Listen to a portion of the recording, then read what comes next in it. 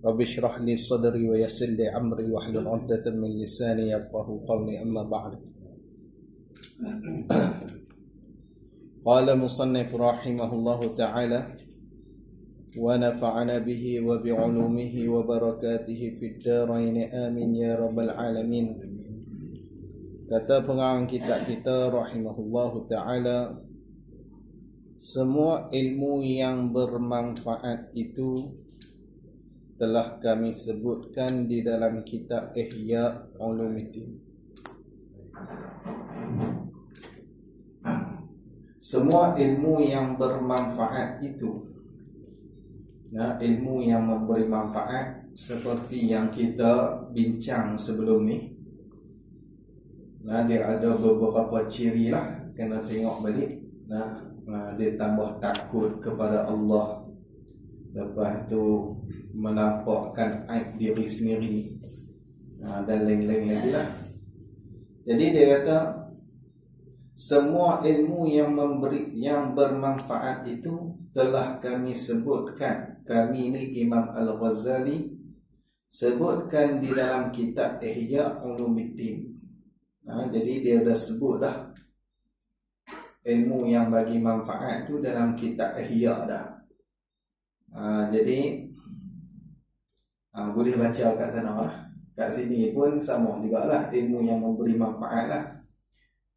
Jadi kitab Ihya ni dia asal kitab tasawuf tu yang besar bagi Imam Ghazali, kitab Ihya lah. Lepas tu Imam Ghazali ringkaskan, orang panggil mukhtasar bagi Ihya. Kalau kitab Melayu kita, Jawi kita, kitab Sairus Salikin Syekh Abdul Somad Al-Falimbani.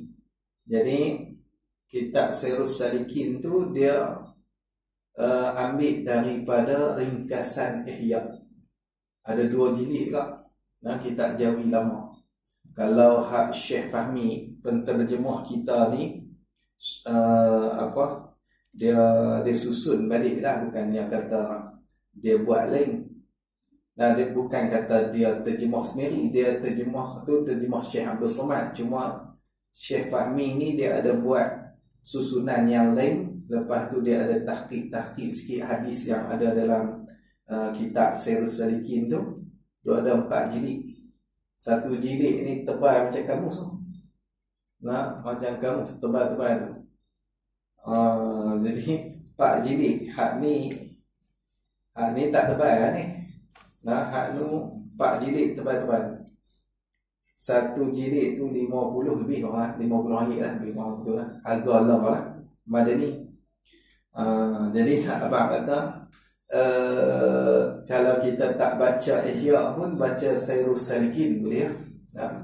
Dia tu ringkasan daripada Ihya. Lepas Imam Ghazali buat mukhtasar, ringkasan daripada Ihya tu pun duk berasa besar lagi, berasa tebal lagi. Buat pula Bidayatul Hidayah, ringkas lagi. Ni kita dah baca lah. Ni ringkas daripada ringkas lah. Tu yang tinggal sikit lah. Ni kita ni Bidayatul Hidayah ni. Jadi asal isi dia ni dalam Ihya lah juga. Cuma dia ambil poin-poin sajalah. Haban orang awam nak beramal. Betul. Haban nak mengaji, nak beramal. Ihya tu pakai tak larat lah. Kalau lah ni, kalau belah Selangor tu, mereka ada usahakan terjemah Ihya lah. Daripada Ihya tu, mereka terjemah terus ke bahasa Melayu kita. Model lah. Model. Habis tu. Jadi dia kata apa? Jadi Imam Ghazali kata ilmu yang memberi manfaat tu kami dah sebut dah dalam kitab Ihya Ulumuddin. Boleh tengok kat sana. Saya ada 6 jilid, 8 jilid lah, tapi kecil-kecil lah. Dia buat halu-halu je. Tu ni jadi banyak jilid sikit lah. Tu kitab Ihya.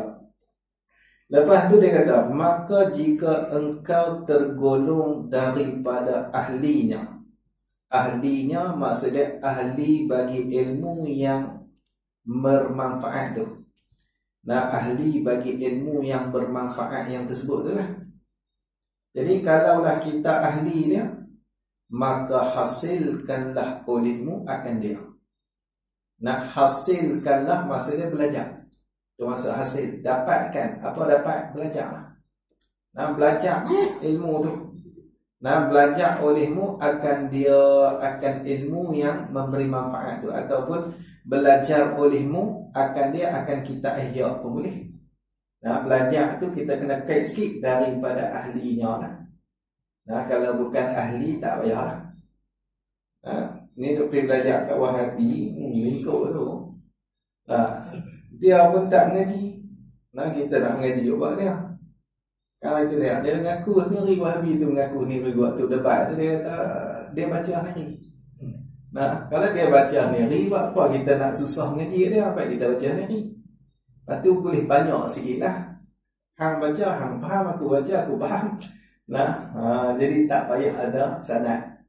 Nah, tak payah ambil daripada guru. Hak ni nah bahayalah. Ilmu akidah ni kalau tak ambil daripada guru, ulama kata dia akan memberi waham pula dalam hati kita. Nah, jadi duk samak-samak pula dalam hati kita. Ni masalah akidah, kena ambil daripada mulut guru. Nah, memanglah baca kitab bagus, tapi nah, kalau tak ambil langsung daripada mulut guru, hak tu lagi bahaya. Nah, bahaya.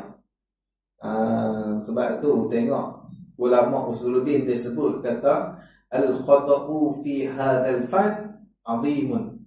Kesalahan pada ini fan, ini subjek usuluddin ni azim, besar. Nah, salah tak kena gaya kufur. Sebab tu berakidah, nah, kita kena ambil daripada mulut guru yang mu'tabar, guru yang kita kata yang mursyid, yang boleh menunjuk, yang pakar dalam usuluddin lah. Maksud mursyid tu bukan mursyid tasawuf ni. Jadi macamlah kat sini. Nah, kalau kita nak belajar kitab ihya tu, ambil daripada ahli dia. Nah, ambil daripada ahli dia, guru yang beramal dengan ilmu dia. Guru macam tu kita ambil, bukan jenis sembang saja, berpodcast saja, bukan itu. Nah, tak ada kesan apa pun. Habis tu. Dan amalkanlah dengan isi dan kandungannya. Kandungan bagi kita ihya tu amal. Dah kita mengaji dah daripada guru, kita reti, kita beramal pula dengan isi kandungan dia tu. Kemudian tu selepas beramal tu, setelah itu engkau ajarkan pula kepada orang lain. Baca pula dekat orang lain. Imam Ghazali kata dah mengaji kat guru dah, lepas tu buat amal dah, lepas tu ajar pula kepada orang lain. Tengok Imam Ghazali dia susun. Bukan ajar dulu baru beramal, bukan. Buat amal dulu baru mengajar. Jadi amal dulu isi kitab tu, baru mengajar. Sebab apa? Sebab orang yang mengajar selepas daripada amal, dia akan bagi kesan, dia akan bagi manfaat kepada murid. Kesan tu akan dapat dekat murid tu.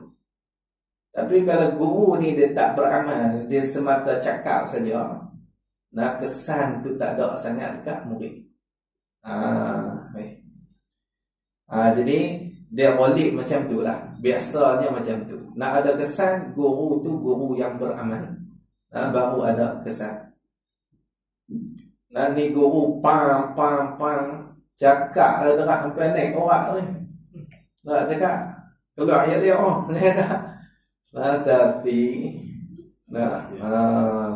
tak boleh kira semua. Orang kenal abang kata rosak jiwa jadi hak jenis macam tu, baca apilah hikmah sufi tak mana pun, tak ada kesan. Amal dia tak ada. Amal tak ada. Jadi jahat tambah lagi tau. Hidup mengaji dekat orang tu. Dia tak payah. Dan engkau ajak mereka untuk menuntutnya, menuntut kitab Ihya Ulumuddin itulah. Nak ajaklah untuk mengaji, Alhamdulillah. Dan siapa yang mencari ilmu yang bermanfaat, dia dah duk mengaji ilmu yang bagi manfaat, Nah, ilmu-ilmu itulah yang kita bincang hari ni.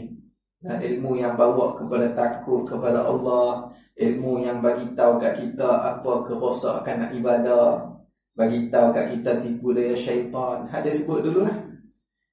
Jadi Imam Ghazali kata siapa yang cari ilmu yang bermanfaat tu, lalu ia siapa tu mengamalkan dengannya dengan ilmu yang bermanfaat.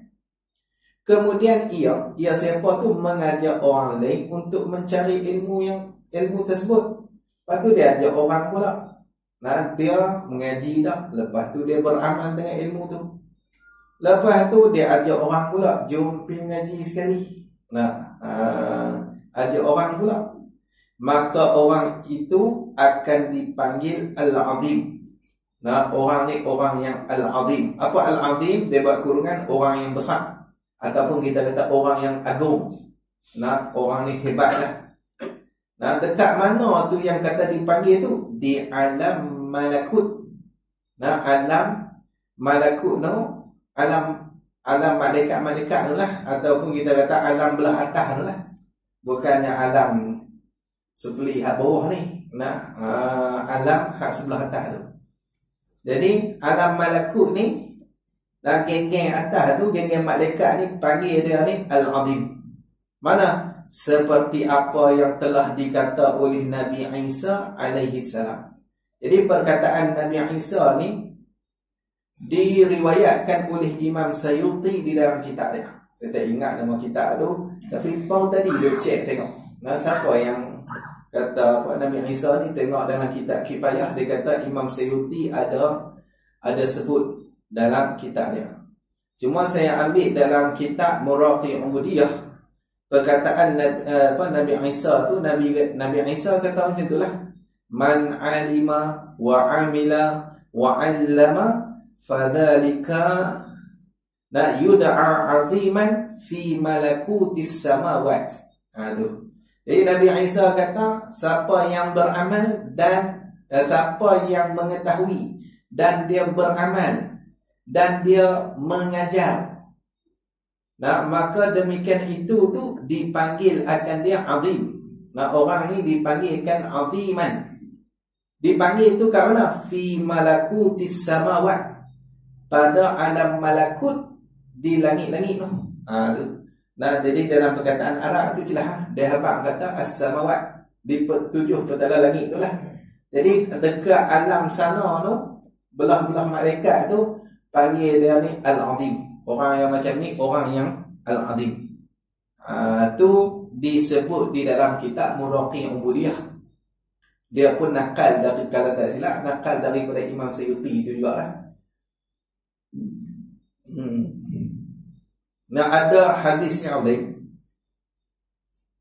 Dalam hadis yang lain, Nabi kita Muhammad sallallahu alaihi wasallam, Nabi kata apa? Man ta'allama baban min al-ilmi liyu'allima an-nasa u'tiya 70 siddiqan, u'tiya thawabu 70 siddiqan. Nah, siapa yang belajar ia akan satu bab daripada ilmu. Nah, satu bab saja, satu tajuk lah kita kata, satu tajuk daripada ilmu. Dia belajar tu untuk buat apa? Untuk mengajar ia, untuk dia tu mengajar akan manusia. U'tiya thawabu 70 siddiqan. Diberi akan dia tu, nah, diberikan pahala 70 siddiq, nah, orang-orang yang benar. Jadi banyaklah kelebihan tu, banyak.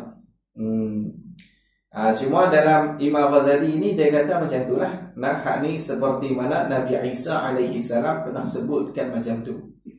Lepas tu dia kata apabila engkau selesai daripada mencari ilmu yang bermanfaat, bila kamu dah selesai dah mengaji ilmu yang bermanfaat ni, dah selesai dah lah, bab akidah pun insya-Allah lah, tak lompat jadi Wahabi lah.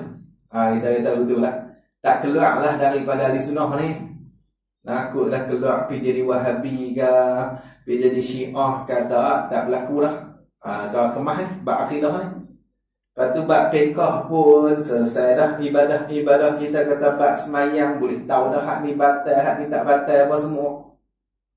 Lepas tu bab tasawuf pun selesai dah. Boleh tahu dah hak ni penyakit hati, hak ni sifat yang terpuji pada hati. Jadi bila kita dah selesai dah mencari ilmu yang bermanfaat dan selesai daripada memperbaiki dirimu pada zahir dan batin, pada luaran dan juga dalaman tu, dah selesai dah. Dan masih lagi ada baki daripada waktumu. Waktu ada lagi waktu lebih. Ilmu fardhu ain selesai dah. Tapi ada waktu lebih lagi. Nak buat apa ni? Nak main TikTok ke apa ni? Dia duk fikir nak buat kerja apa pula, atau nak mengaji pun fardhu ain selesai dah. Kitab sifat 20 tu tak cerita apa-apa kitab dah khatam. Jadi orang boleh tanya, cik mai tanya dia tak. Buat sifat 20 dia boleh jawab perkara. Jadi tapi ada lagi waktu yang berbaki itu. Maka tidak mengapa waktu yang berbaki itu engkau gunakan untuk menuntut ilmu mazhab. Apa ilmu mazhab? Dia buat kurungan ilmu masail khilafiyah. Ilmu pengetahuan pada masalah-masalah yang berselisih oleh ulama. Khilafiyah ni benda-benda yang ulama duk selisih.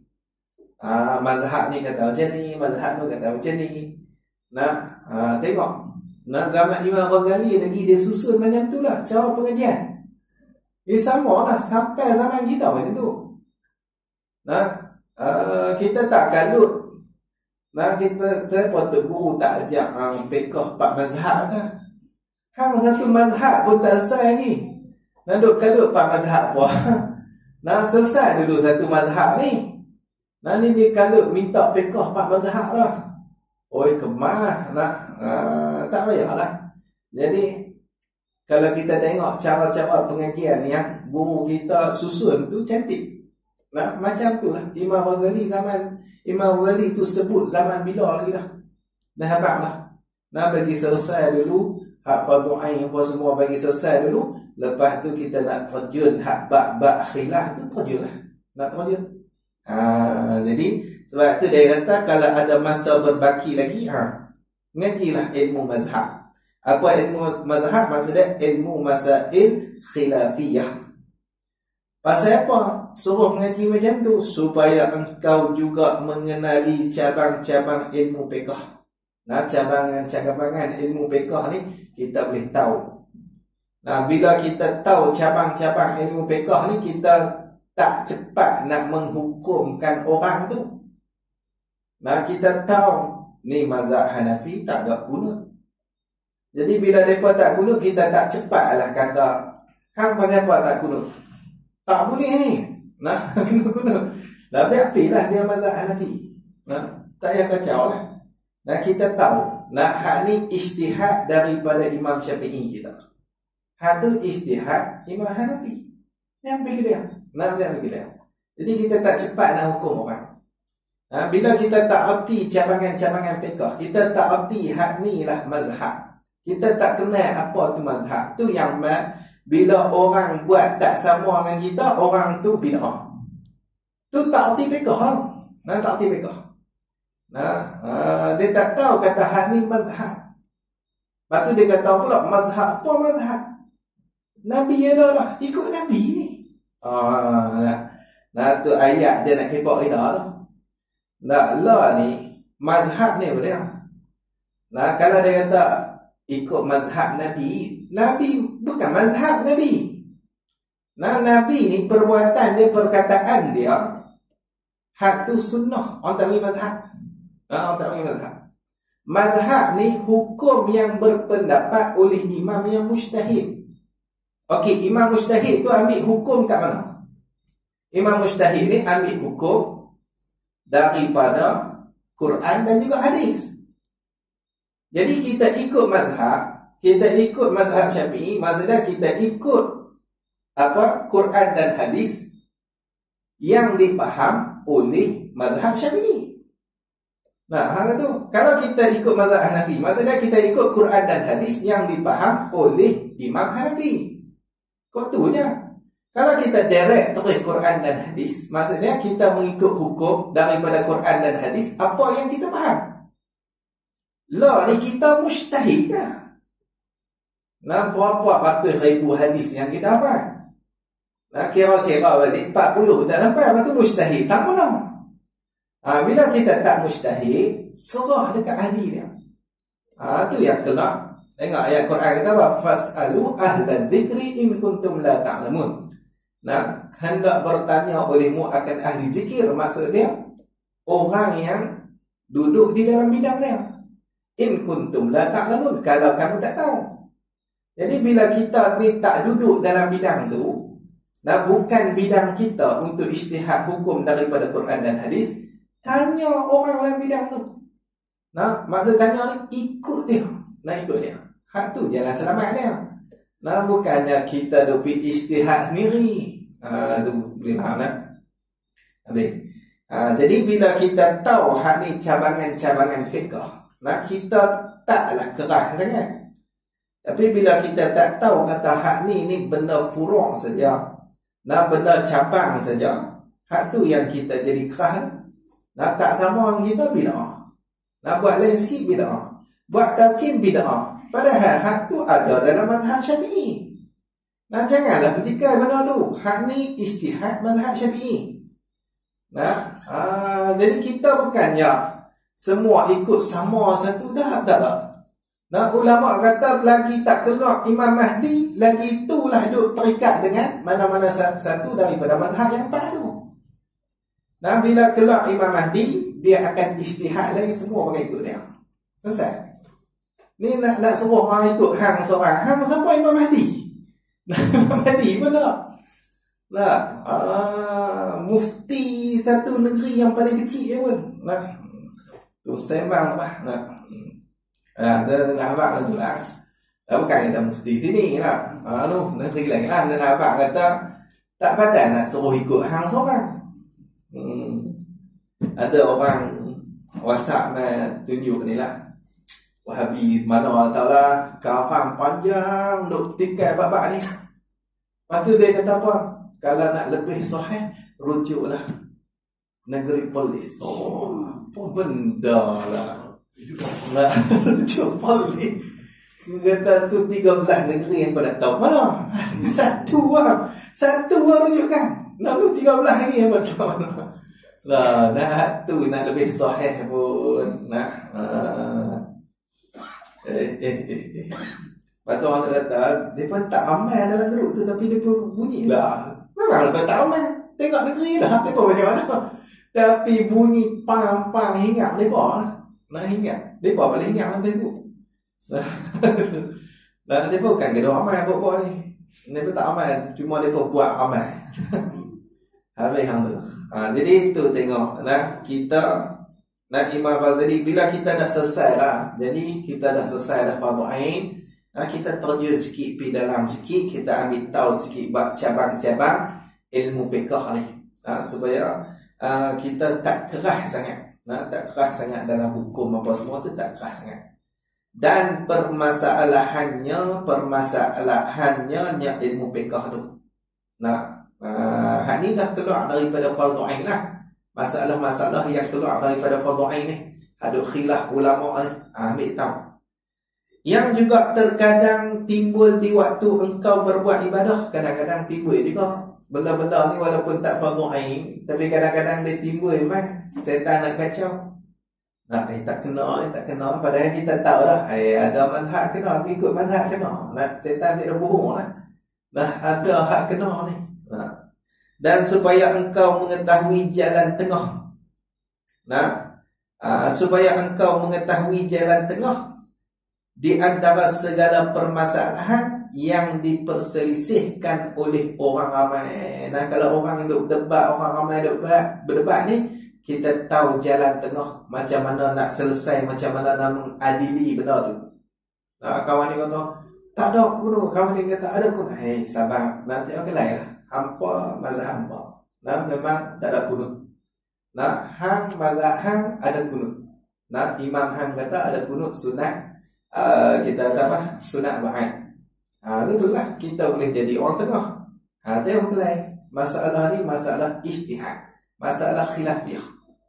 Nah, jadi tak payah kelai. Nah, bila ijtihad ni Nabi kata man ijtahada fa asaba falahu ajran. Siapa yang ijtihad betul benda tu, bagi dia 2 pahala. Nah, tapi Nabi kata, nah, wa man ijtahada, nah, siapa yang ijtihad tiba-tiba salah, fa akhta. Tengok salah. Nah, falahu ajrun wahidun, bagi dia pahala 1. Nah, 1 pahala, boleh juga pahala, bukan tak boleh pahala. Kalau dia ijtihad salah, boleh pahala. Tapi syarat kena sampai peringkat mujtahid. Nah, jangan kalau dia balik ijtihad lagi. Nah, salah tak apa, boleh 1 pahala. Hang siapa? Nah, kena tanya dulu. Nah, kalau hang mujtahid tak apa lah. Kena dengan hang nak ijtihad, sebab hang mujtahid. Ni tak mujtahid, tak boleh lah. Nah, Imam Sayuti Pak Atih buah kitab ni. Kalau buah La Azia tu pakai orang tak boleh masuk dulu lah. Nah, banyak dia karang kitab tu Pak Atih. Lepas tu dia kata aku sama naik dengan Imam Syafi'i lah. Nah, sama naik lah dengan Imam Syafi'i, Imam Hanafi, Imam Maliki, sama naik lah. Pak Atih buah, bukan sikit kitab. Ni ada cerita dalam kitab Fawaidul Janiyah, Syekh Yasin Al-Fadani. Lepas tu dah dia mengaku kata dia ni sampai pangkat mujtahid. Dia bukannya satu bidang ilmu. Kalau kita tengok Imam Sayuti punya karangan, nah, dia punya apa kaedah fiqh dia tu macam kamu tu. Nah, al-ashbah wan nazair, gila punya tebal tu. Nah, Imam Sayuti hebat gila. Tafsir lagi. Lepas tu dengan macam-macam bidang ilmu lah. Dia kat belakang dengan fatwa dia apa semua. Hebat sungguh lah. Lepas tu ulama pakai teh dia. Dah dia mengaku teh tak lepas lagi. Tarik balik. Dia tarik balik. Nah, dia kata aku tak sampai lagi peringkat Imam Syafi'i. Nah, tak sampai lagi peringkat mujtahid mutlak. Tarik balik dulu kan. Tu hak alim gila tu. Nah, bukan biasa-biasa Imam Syafi'i ni. Habis tu. Kita PhD ya. Pengajian habis dah. PhD pengajian habis dah. Mustahil lah. Tak payahlah. Nah, kita mengaji dah. Nah, kita fiqh ni ulama dah susun lah. Nak ambil mengaji. Jadi kalau kita tahu ada selisih pendapat, kurang-kurang kita boleh jadi kita boleh duduk jalan tengah lah. Kita boleh jadi pengadil lah. Begitu. Kita tolong selesaikan perselisihan orang ramai itu. Mana ketika mereka sedang dikuasai oleh hawa nafsu di dalam pertengkaran mereka. Nah, waktu mereka ni waktu duk tengkar bezalah. Kuasai hawa nafsu semua betul belakang. Dia tu kawan tu kata kawan tu betul ya. Nah, kita salah. Jadi bila jadi benda macam tu, kita ni yang tahu benda ni benda khilaf, maka kita selesaikan elok-elok. Tak payah gaduh. Ni benda khilaf. Lain benda usul. Nah, benda usul hak tu kita kena kerah. Ni usul benda akidah ni, benda akidah kena kerah. Nah, benda tak ada khilaf. Nah, macam Tuhan tak sama dengan makhluk. Semua sepakatlah. Ni duk pergi kata Tuhan ni bersila ke, Tuhan duduk atas langit ke, Tuhan bertempat ke, Tuhan ada tangan ke. Duk bincang pula jari Tuhan ada 5 ada orang ni. Nah, bincang jari Tuhan. Ni kita kena kata, hang jaga jari hang dah. Tak kalau jari Tuhan pula dah. Jari Tuhan dibincang kan. Pula dah. Khilaf pula jari pula. Sama-sama lepas lah. Jadi kalau benda-benda yang hak tak boleh kita duduk tengah ni, hak ni terpaksa kita lawan lah. Benda akidah. Ini pun ni menuntut ilmu mazhab ni. Ini pun yang kata menuntut ilmu mazhab tu dengan syarat. Kita nak mengaji ilmu mazhab, ilmu yang ada khilaf apa semua ni dengan syarat adanya kelapangan waktu. Kalau kita ada waktu lebih, fardu ain tak sah, duk kalau khilaf lah, tak payahlah. Kita mengaji bagi fardu ain, bagi selesai dulu ilmu yang bagi manfaat tu. Jadi ada kelapangan waktu. Bila tu? Setelah engkau menuntut ilmu yang fardu kifayah. Jadi dia kata setelah engkau menuntut ilmu yang fardu kifayah. Lepas fardu kifayah, bukan fardu ain. Lepas fardu kifayah pula. Lepas tu demainlah ilmu-ilmu yang takat sunat saja. Kita tak tahu pun tak apa lah. Tak ada dosa dah kalau kita tak tahu. Tetapi jika nafsumu, nafsu kat sini nafsu amarah, nafsu hak duk suruh buat jahat ni. Nafsu ni nafsul amarah bisu. Dan jika nafsumu selalu mendorongmu meninggalkan membaca wirid dan zikir yang telah kami sebutkan, nafsu ni duk dorong kata dia buatlah ngaji lah, dia duk buatlah, dia duk berzikir lah, ngaji lah, nak ngaji. Dan merasa berat untuk melaksanakannya kan wirid dan zikir tu. Dan ia nafsu tu sangat cenderung untuk menghabiskan waktu menuntut ilmu masail khilafiyah tadi. Dia duk cenderung duk ajak kita pergi ngaji hak khilaf-khilaf lah. Zikir tu banyak-banyak tak zikir tak apa. Maka ketahuilah bahawa sebenarnya syaitan telah berhasil mempermainkan engkau. Waktu tu setan dah berjaya dah mempermainkan kita. Jadi kena cek pula. Kita nak mengaji ilmu hak khilaf-khilaf, hak tinggi-tinggi, hak sebenarnya kalau kita tak mengaji pun taklah menjadi fardu kifayah pun. Dan tak fardu ain lagi jauh lah. Benda tu bukan fardu ain. Fardu kifayah pun tak juga. Tak juga. Tapi dalam kita duk sibuk mengaji, tiba-tiba kita tinggal habis wirid-wirid kita, maka setan dah berjaya dah waktu tu nak mempermainkan kita, dan telah berhasil menanamkan suatu penyakit yang sangat berbahaya di dalam hatimu. Apa itu penyakit? Iaitulah penyakit tu cinta pangkat dan harta benda. Jadi berjaya dah dia ni tanam satu penyakit yang sangat bahaya lah, iaitulah cinta pangkat dan juga benda. Pasal apa ada pulut sangat mengaji ni? Kalau tak nak pangkat, kalau tak nak kepada harta, pasal apa? Padahal kita mengaji ni untuk beramal, itu asal tujuan kita. Tiba-tiba kita mengaji tak nak beramal. Habis itu apa benda yang kita nak? Pangkat, harta, hal tu yang kita nak. Maka hak ni berjaya kat setan, menang kat dia. Jadi dia kata, oleh itu hendaklah engkau berhati-hati supaya engkau tidak tertipu dengan godaan syaitan. Kena hati-hatilah. Lepas tu, lalu nantinya engkau akan menjadi alat tertawaan syaitan. Nanti kita akan jadi alat tertawaan syaitan. Dekat akhirat nanti syaitan gelap. Kena muhung aku. Naya kita. Naya. Dia nak patah balik tak boleh lah. Maka ia syaitan tu membinasakan akal engkau dan akan mengolok-olok engkau. Mengolok-olok ni maksudnya mengejek-ejek. Kena muhung.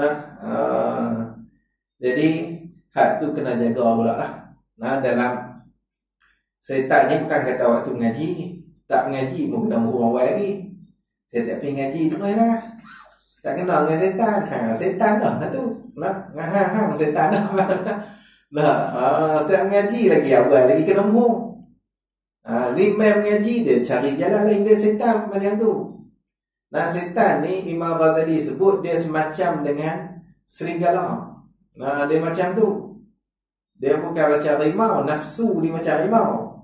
Nafsu ni dia macam rimau. Dia kira tekam terus ya. Dia tak ada plan-plan apa, tak ada. Kau nak atok plan dulu ke? Kalau tak lepas belah ni, pergi belah ni, dah. Hak tu bukan perangai nafsu. Nafsu dia akan berjatuh terus ya. Kalau kita boleh lawan, boleh lepas. Nak lepas boleh. Tapi kalau jenis setan dia jenis macam serigala. Dia tak lepas pula ni. Tadi dia cari jalan kat dulu lah. Jalan kat dulu lah. Dia jalan kat dulu pun tak lepas pergi, kita boleh lawan lagi. Dia main kat belah belakang pula. Dia cari jalan kat mana pun dia nak ngap kita. Tu panggil setan. Dia tak sama. Waktu kalau kita kata dengan tak mengaji tu kita lepas daripada setan, lagi awal lagi kena dengan setan. Lepas tu dah mengaji pun dia main kacau cara orang mengaji. Dia suruh orang pula mengaji, tak payah buat amal pula lah, pergi buat tu pula. Orang buat amal dia main kacau cara buat amal pula, dia hantar was-was apa semua. Tu setan lah kau. Jadi setan ni tak payah lah. Dia memang mereka berjanji lah memang nak merosakkan Adam. Jadi kalau dia tak berjaya plan ni, dia akan tukar plan. Tu jenis setan. Dia bukan macam nafsu. Nafsu ni kalau kita berjaya lawan, dia lembut, dia akan ikut kita. Jadi gitu nafsu. Sebab tu dia ulama dia susun tingkatan nafsu tu. Ada nafsu amarah, lawamah, mutmainnah, apa semua dia ada tingkatan lah. Ada nafsu yang tenang, mutmainnah. Ada nafsu macam tu yang dia tak suruh dah buat jahat. Ada juga macam tu. Setan ada tak? Setan mutmainnah mana ada? Tak ada. Tak ada setan yang tak suruh buat jahat, tak ada. Tak ada. Nama setan ni mesti dia akan suruh buat jahat. Tu perangai dia. Apabila engkau telah mencoba mengamalkan wirid dan ibadah, yakni yang telah kami sebutkan. Wirid ni amalan tetap lah. Kita dah beramal istiqamah lah. Kita dah test lah. Patut ibadah pun hak mana dia ajak tu kita dah test lah. Cuba kat sini, cuba dalam masa yang panjang lah. Kita dah lekat kat kita dah benda tu. Apa yang dia ajak tu dah lekat dah. Dan engkau dapati akan dirimu tidak merasakan apa-apa keberatan. Kita duk merasa tak ada berat apa buat ibadah ni, dan tidak merasa malah melaksanakannya. Kita duk merasa tak ada rasa malah apa. Bahkan nampak pada dirimu minat yang sangat mendorong engkau untuk mencari lagi ilmu yang bermanfaat. Dan engkau tidak menghendaki dengan mencari ilmu itu kecuali hanya keredaan Allah Ta'ala dan negeri akhirat. Ini dia dapat qasad lah. Qasad mengaji ilmu tu, tujuan mengaji ilmu tu untuk nak kepada redha Allah, nak kepada negeri akhirat. Qasad yang baik lah. Banyak lagi qasad yang baik. Menghidupkan syariat Allah. Ni qasad yang baik. Syariat ni dia akan hidup dengan ilmu. Dengan ilmu. Ada ilmu, ada pemimpin yang nak kepada syariat pula. Ada ulama, ada umara. Umara bagus lah. Pemimpin yang tak mau kat syariat ada sajalah tu. Ni nak abang kata nak hidup syariat ni, satu dia ilmu. Kedua dia pemimpin lah. Pemimpin yang baik. Jadi ada gabung dua ni, dia akan hiduplah syariat Tuhan.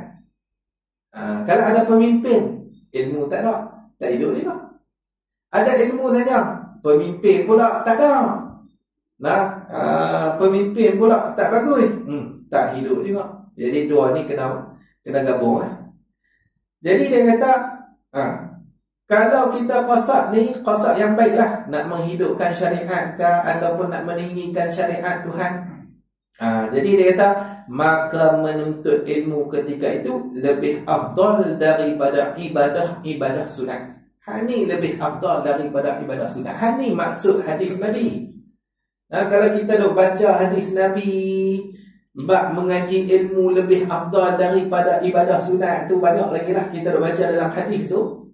Maksud dia mengaji ilmu yang macam mana? Mengaji ilmu dalam keadaan kita beramal dengan ilmu dan kita ada qasad yang elok dalam pengajian tu. Maka ketika tu barulah mengaji ilmu lebih baik daripada kita ibadah sunat. Gitu. Macam Imam Syafi'i nak. Nah, Imam Syafi'i waktu dia pergi ziarah anak murid dia Imam Hambali tu, kan Imam Syafi'i ni tok guru. Imam Hambali ni anak murid.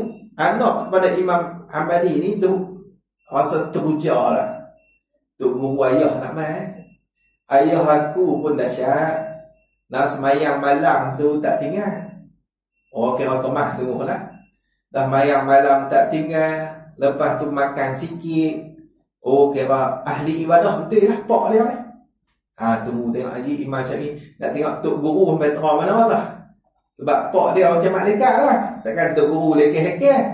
Dan tok guru mesti hebat lah. Tunggu mai Imam Syafi'i. Nah, Imam Syafi'i waktu makan dia teribah makan tunjuknya Pak tambah.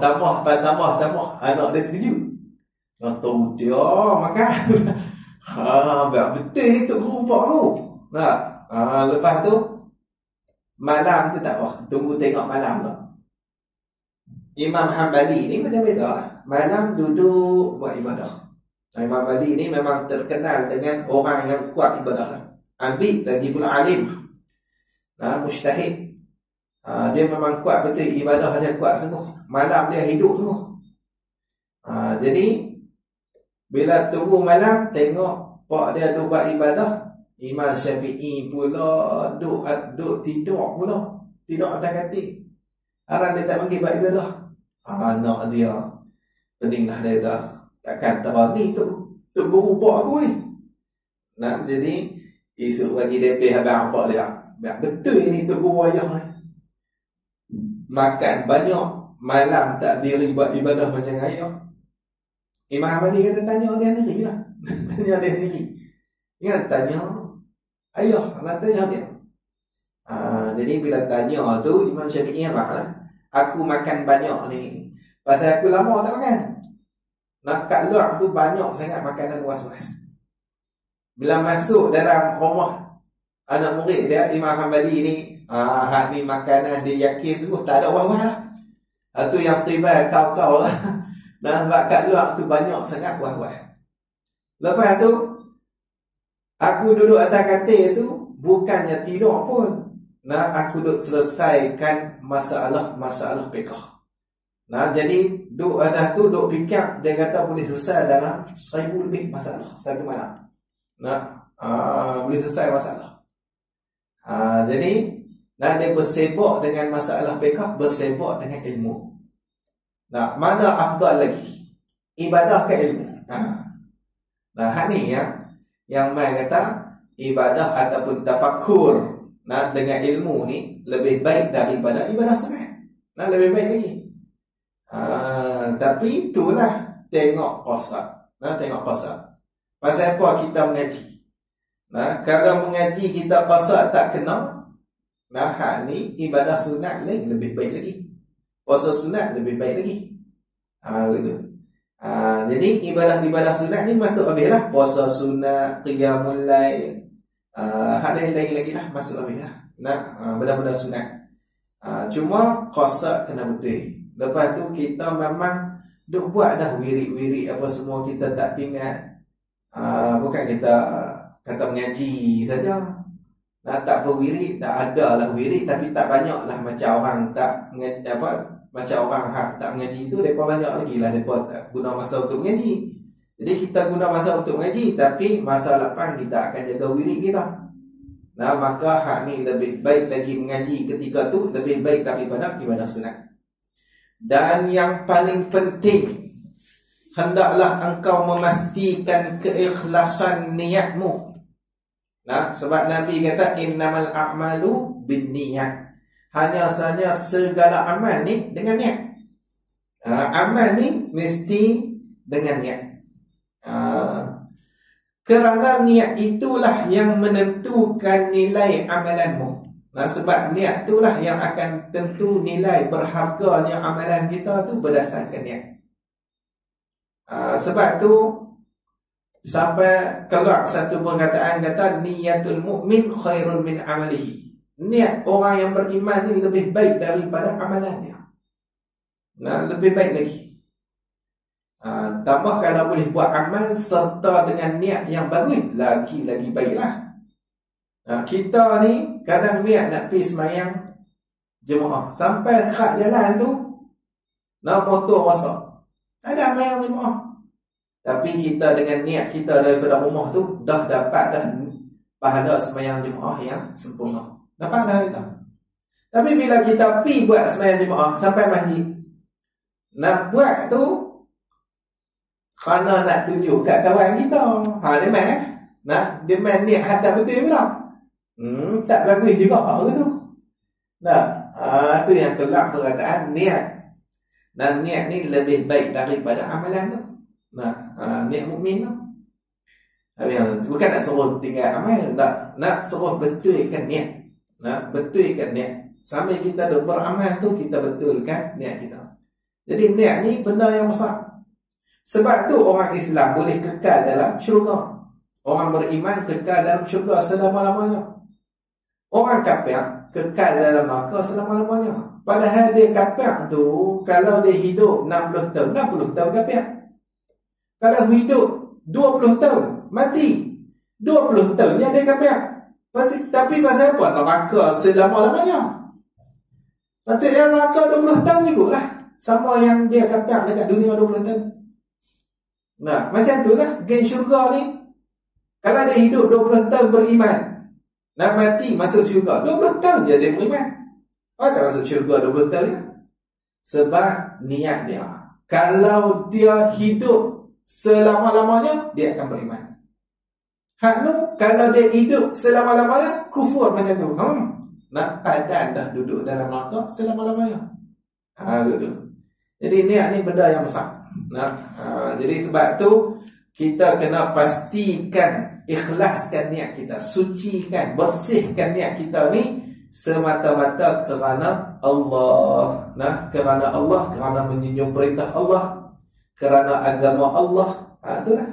Jadi betulkan niat kita. Dan niat yang baik-baik. Waktu mengaji. Dan apabila niatmu tidak ikhlas, kalau niat kita ni tak ikhlas, bercampur lagi. Lagu mana tak ikhlas ni duk campur dengan makhluk lah. Macam mana? Ngaji ni pasal kerana Allah tu ada juga lah. Tapi pasal apa? Nak mengurat apa dah? Ada janda seorang. Dia main mengaji rajin lah, main mengaji. Ada janda seorang. Dia main. Padahal dia umur 65 lah. Janda tu 60. Tapi dia semangat main mengaji. Ada janda tu. Nak tunjuk rajin. Nak tunjuk kat janda tu. Aku boleh tegak malam ni lah. Jadi dia main mengaji dengan niat lain. Duk campur dengan makhluk. Duk campur dengan pandangan makhluk. Maka hak ni dia tak ada ikhlas. Tak ada ikhlas. Cuma bila tak ada ikhlas ni, adakah hasil pahala?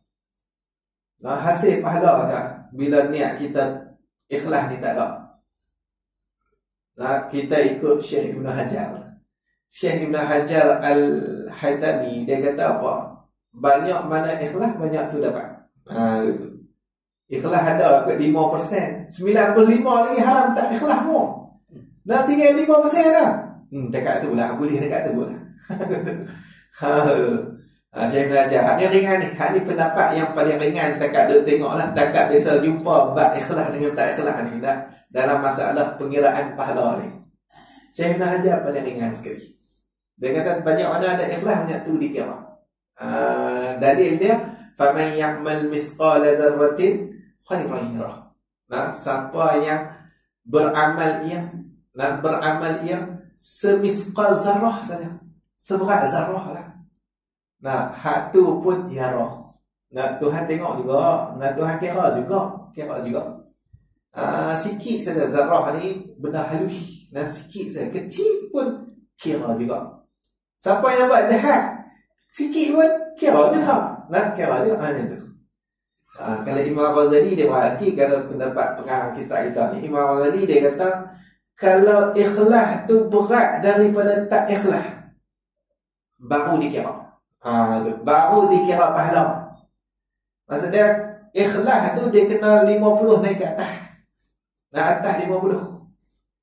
Maksud 60 ikhlas, 60% ikhlas, 40% tak ikhlas. Hak ni boleh kira pahala. Tapi kalau ikhlas tu turun teruk daripada tak ikhlas. Ikhlas ni ada 40% dah. Tak ikhlas 60%. Tak kira terus. Tak kira pahala terus. Tu Imam Ghazali berat juga tu. Berat. Kalau tok guru dia kisahkan. Abdul Salam Syekh Abdul Salam lah.